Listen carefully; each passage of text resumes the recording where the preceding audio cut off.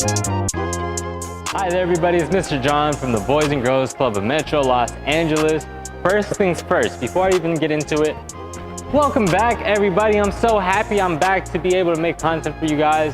I've missed all of you. I can't wait to see all the cool stuff you guys do with all the content we give out.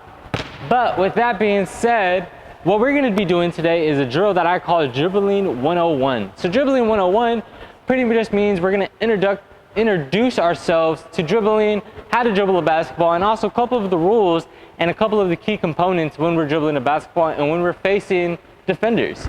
So first things first, before we even start the drill, you're going to want to make sure that you have a basketball. Yes, one just like this one. If you don't have a basketball, that's completely fine. Go ahead, grab a soccer ball, go even grab a volleyball. You can even dribble with a tennis ball. So go ahead, grab one of those, and when you come right back, we'll get into dribbling and Dribbling 101. Awesome. First things first, we're just gonna dribble the basketball. So take a couple steps forward, a couple steps backwards, again, a couple steps forward, and a couple steps backwards, and then we're gonna switch. So a couple steps forward, a couple steps backwards, a couple steps forward, a couple steps backwards. All right, awesome. Next, we're gonna learn about our triple threat stance. So triple threat is a cool little stance that we all pretty much learn, or at least where I'm from, you pretty much learn it right when you start to play basketball. The triple threat stance is when you put one foot in front of the other. It doesn't matter which foot you have in front. Just remember, whatever foot you have in back will be your pivot foot.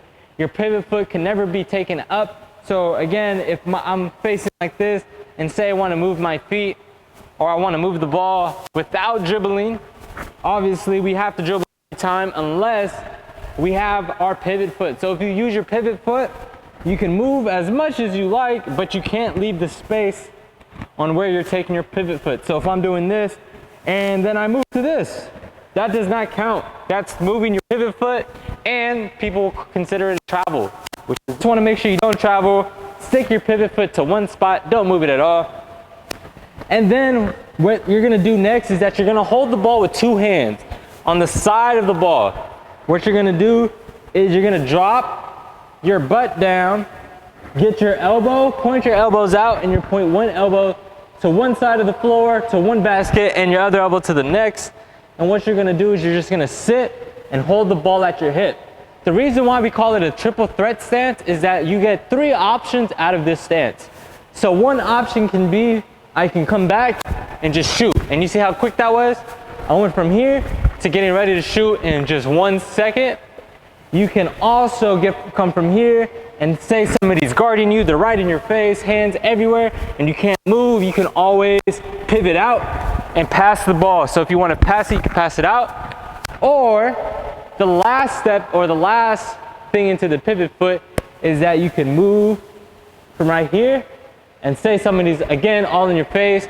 And your triple threat stance, since your feet are kind of cornered or at an angle, they're closing one side. So say I'm right here and I have a defender right here in front of me, and they're like, oh, you're not gonna get through, you're not gonna get through. You can then get the ball, triple threat stance, and then move out, and then just dribble around.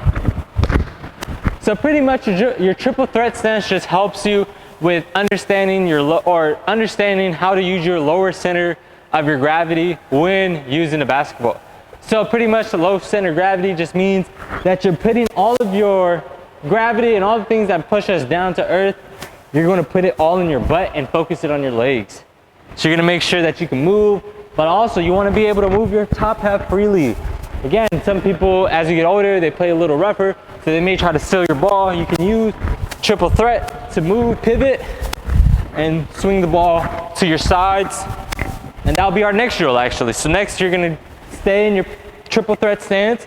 Ball, you're gonna start with the ball in your dominant hand, put it right on the side, non-dominant hand on the other side, and you're gonna put it to your non-dominant side, or whatever foot you have as your pivot foot. You're gonna put it right to the corner of your hip. So you're gonna hold it down low. That way, if anybody's trying to reach in, trying to grab the ball, you can always just bring it on back so that they do not touch it. So you're gonna start from here, and then you're gonna pivot. If you pivot, you can switch it over to your other hip, and that way when people are trying to steal the ball, they won't be able to touch it.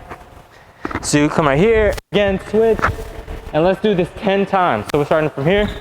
1, 2, 3, 4, 5, 6, 7, 8, 9, and 10. Good. And then if you want to give it a try it on the other side.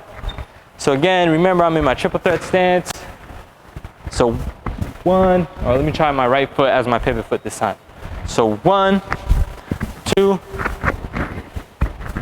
3, 4, 5, 6, 7, 8, 9, and 10.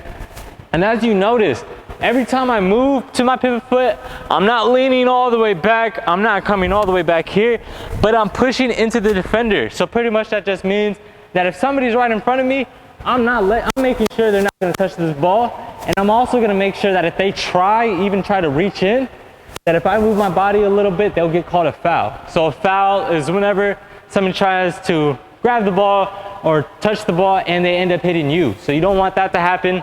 So you wanna just make sure you keep the ball. Basketball, pretty much a great way to think of it, is another form of keep away. So our next drill, we're just gonna learn how to dribble in place. So again, when you're dribbling in place, you're gonna wanna make sure your knees are bent. You're gonna want to straddle a little bit just to make sure that, again, if you have a defender on either side of you, they're not touching the ball.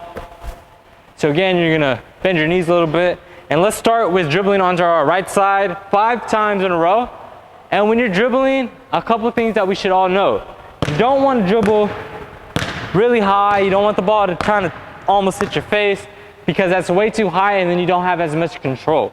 You don't want to dribble super low like that, because you have no control and you have no power if you want to bring the ball back up. So when we dribble a basketball, we want to make sure that the basketball dribbles from the top of our hip to the floor and back.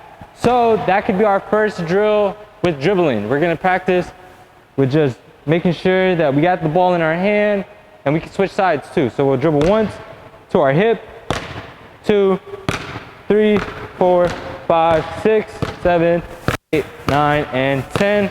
And then we're gonna go ahead and switch on to the other side. So 1, 2, 3, 4, 5, 6, 7, 8, 9, and 10. Awesome. So next up, after that drill, we're gonna go on to dribbling in an X. So in an X is pretty cool. And we're gonna make sure that we're doing what we call defender keepaways, or what I used to call defender keepaways. And pretty much what we're gonna do is, say we have a defender right behind us, we get the ball in the game, we're just gonna pit our butt out and we're gonna slide. So 1, 2, 3, 4, 5, pick it up and then try the other one. 1, 2, 3, 4, 5. Awesome, and then we can go around the box.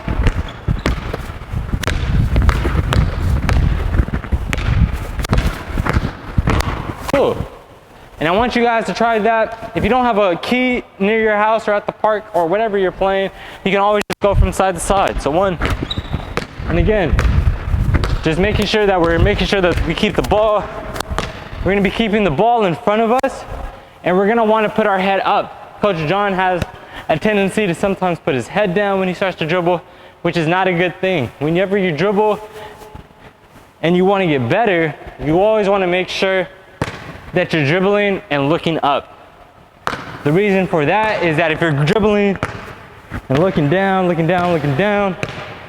you're not gonna be able to see the court, not gonna be able to see the hoop, and you could possibly walk out of bounds, you could possibly run into somebody. So there's a lot of reasons why you should never look down and dribble. And it's the same thing of never looking away when you're driving. If you have all the power in your hand, you're not gonna wanna look away, you're gonna wanna look at the court and the task at hand. So say I'm coming down the court, if I have my head down, I can't see if any of my teammates are open, I can't see if any defenders are coming my way, I can't even see if there's any defenders behind me because I'm too focused on the ground. You're gonna wanna make sure you can look up and say I'm dribbling on the court, I can see everything, I can pass it out, or shoot. So it's always better when you dribble a basketball to look straight up. You always want to look straight up. A couple of things before we get further into dribbling is a couple of rules. So when you're playing basketball, most of you should know that you can never walk around when you dribble or when you have the basketball in your hand. You can never do this. You can never walk around. That's called traveling. You don't want to travel, especially now because we're in a pandemic. Funny, hilarious. I love that joke. And another thing is that you never want to dribble with two hands. You can't dribble with two hands. That's called double dribbling. Double dribbling has two different definitions. So double dribbling could be using two hands, or double dribbling can be me dribbling, picking up my ball, looking, and then dribbling again. You can't pick up your dribble and then start to dribble again. You can only stop dribbling whenever you're passing, or whenever you pass the ball, or passing, or getting ready to shoot. Those are the only times you can ever stop your dribble or not dribble at all. Say you get the ball, my teammate passed it to me, I can hold it, think about what I'm doing. Again, you don't always want to wait too long, but you can think about what it is you're going to be doing, and that's when you start to dribble. And then again, like I said, you never want to pick up your ball and then stop dribbling, because as soon as you do that, that's a double dribble. That means the other team's going to get the ball. Another drill or another rule is whenever you're in the key, you never can stay in there past 3 seconds. So obviously I've been doing the whole drill inside here. But you want to make sure that when you're dribbling, you don't stay in this blue key for more than 3 seconds. The reason why is because obviously just standing right here isn't going to help nobody. So say you have players and the ball's outside and you're just like, oh my gosh, I need to get over here. Okay, no, never mind, over here. You're going to want to make sure you step outside just 1 second. Again, oh, ball's over here. Mine. Okay, nope. Over here. Mine. Okay, nope. And you're just going to want to make sure you don't stay in the key for too long, just because you can get called, the ball can get turned over, and that's not fun. We have fouls. So there's two types of fouls. You have a personal foul, or a personal foul is pretty much just anything that you're trying to swipe the ball, or a reach-in foul, not personal. A reach-in foul is when you're trying to get to the ball. Say somebody's dribbling, I'm like, oh, I'm gonna get the ball. I try hitting the ball, but then I accidentally smack somebody on the wrist instead. Foul. Coach John, team, Metro Los Angeles Boys and Girls Club. I'm gonna be like, oh no, what happened? They're gonna tell me, Mr. John, you reached in, and you can't do that. You know that if you're gonna hit the ball, you have to touch the ball and not the other players. So that's one foul. The other foul is a shooting foul. So a shooting foul, the only difference between a reaching foul and a shooting foul is that when somebody gets fouled on a shooting foul, that just pretty much means that they were in the act of shooting. So say Coach John gets the ball right here, I'm getting ready to shoot, right about here, the ball had left my hand already, I miss it, but while Mr. John was trying to shoot the ball, somebody came in and just hit Mr. John right on the wrist. His hand hurt, everybody heard it. You heard a ooh in the crowd, everybody's like, ooh. And you're thinking to yourself, what happened? Mr. John just got a foul or shooting foul called on another player in the act of his shooting. So what that means is whenever you get a shooting foul, that's when we shoot our free throws. So you guys had fun with the Dribbling 101 program that we did today. Again, our drills, real quick, if you guys don't remember what they were, just dribble up 10 times and then you're gonna do both hands. So 10 on your right, 10 on your left, and then you're gonna do the X. So you're gonna start from one corner and just come out, and again do an X in a box or whatever. Do side to side if you don't have a box in your house or a box area in your house. We also have tennis balls. So tennis ball dribbling, you're gonna want to do 10 looking down and then 10 looking up, which is gonna be the harder one. So those skills, those players who want to work on their skills, I suggest trying all these drills out. Remember, we went over our triple threat, our stance, and we also went over a couple of the rules applied to the game of basketball. So hopefully you guys have some basketball knowledge, that when these parks and when these leagues start to open up, you guys are going in there looking like LeBron James. I can't wait to see all of you guys and your guys' cool skills that you guys are learning from us at the Boys and Girls Club. With that being said, you guys, let's go on and answer our question. So who's your favorite point guard in basketball? So who's your favorite point guard? Who's yours? So who's yours? Who do I hear? I hear some Steph Curry's. Oh, some Kyrie Irving's. Okay. Rondo. That's a weird one. That's a one way in the back. If you guys want to know who my favorite point guard is, my favorite point guard of all time is the very great Baron Davis. Baron Davis, if you don't know who he is, I suggest looking him up.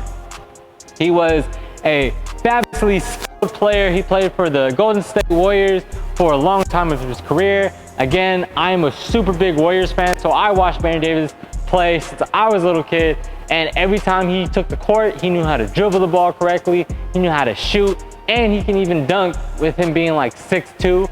So he was a really good player, even with a little shorter size compared to all the other basketball players. So with that being said, you guys, I hope you guys had a whole lot of fun in our basketball workout. Again, keep yourself active. Make sure you're doing some stuff to keep yourself healthy. It's important now, especially that we're gonna start spring.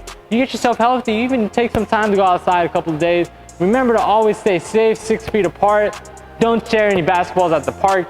I know that's a weird rule, but just to make sure that we're all staying safe. If you do eventually want to share basketballs at the park, take some gloves and some hand sanitizer with you. Good night, everybody. Hopefully you guys will have a good day and go ahead and practice your basketball. Peace.